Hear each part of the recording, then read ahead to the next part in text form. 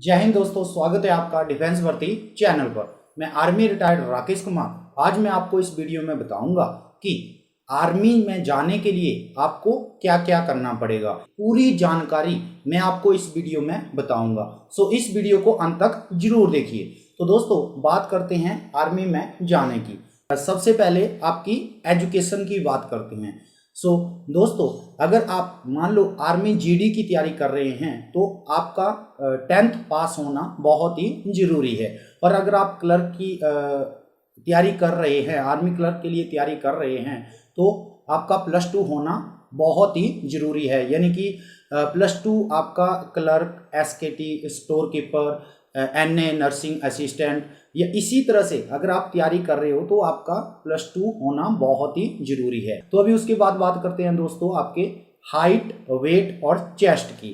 तो उसके बाद आपका हाइट, वेट और चेस्ट होता है।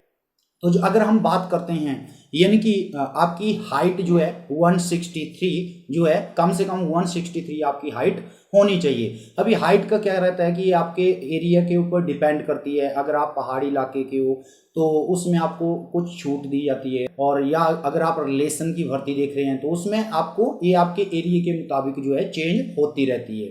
उसके बाद बात करते हैं दोस्तों वेट की। तो आपका वेट जो है कम से कम 48 kg जो है होना चाहिए। उसके बाद बात करते हैं दोस्तों आपकी चेस्ट की। तो आपकी चेस्ट यानी कि आपकी छाती जो है 77 to 82 होनी चाहिए, यानी कि बिना फ्लॉ से 77 और फ्लॉ के साथ आपकी 82 जो है होनी चाहिए। उसके बाद बात करते हैं दोस्तों, तो आर्मी में जाने के लिए सबसे पहले आपको 1600 मीटर रनिंग करना पड़ेगा, जिसमें कि आपको ग्रुपों में बांटा होता है, एक्सीलेंट, गुड, सेट।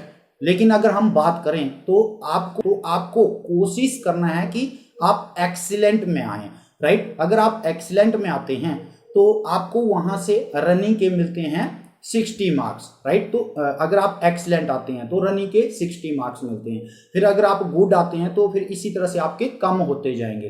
तो आपने कोशिश करना है कि आप एक्सीलेंट आए, यानी कि दौड़ में आपके 60 मार्क्स जो है होने चाहिए।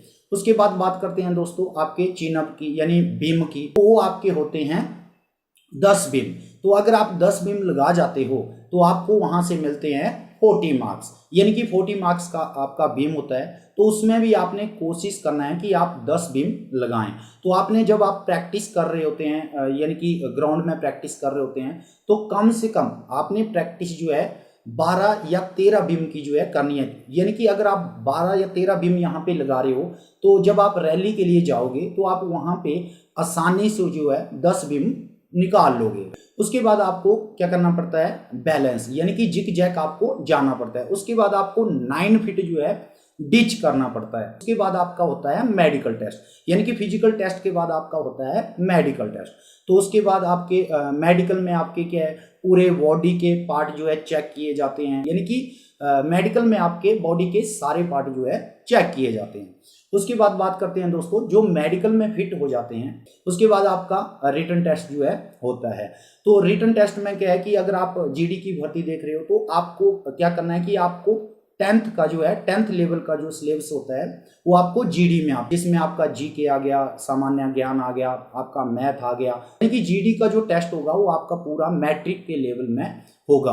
और अगर आप क्लर्क या एसकेटी की तैयारी कर रहे हैं तो फिर वो आपका +2 लेवल में जो है आपका सिलेबस आएगा। यानी कि क्लर्क का जो या एसकेटी का जो सिलेबस होता है वो जीडी वाले सिलेबस से थोड़ा सा यानी कि टफ होता है जी।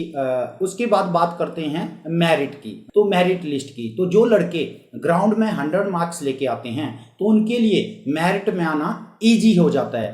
तो इसी तरह से तो दोस्तों आपने ग्राउंड में जो है 100 मार्क्स लेके आने हैं, और अगर आप कहीं ना कहीं रिटन में 60 या 70 मार्क्स ले आते हैं तो मैक्सिमम ज़्यादातर चांसेस होते हैं कि आपका नाम जो है मेरिट में आ जाएगा। तो इसी तरह से आपकी मेरिट बनती है। उसके बाद जो मेरिट में लड़के आ जाते हैं उनका जो है सिलेक्शन हो जाता है। तो ये थी दोस्तों आर्मी से रिलेटेड, यानी कि आर्मी में जाने की पूरी जानकारी। तो अगर वीडियो अच्छा लगा हो तो लाइक कीजिए और शेयर कीजिए। तो मिलते हैं दोस्तों अगले वीडियो में, तब तक के लिए जय हिंद, जय भारत।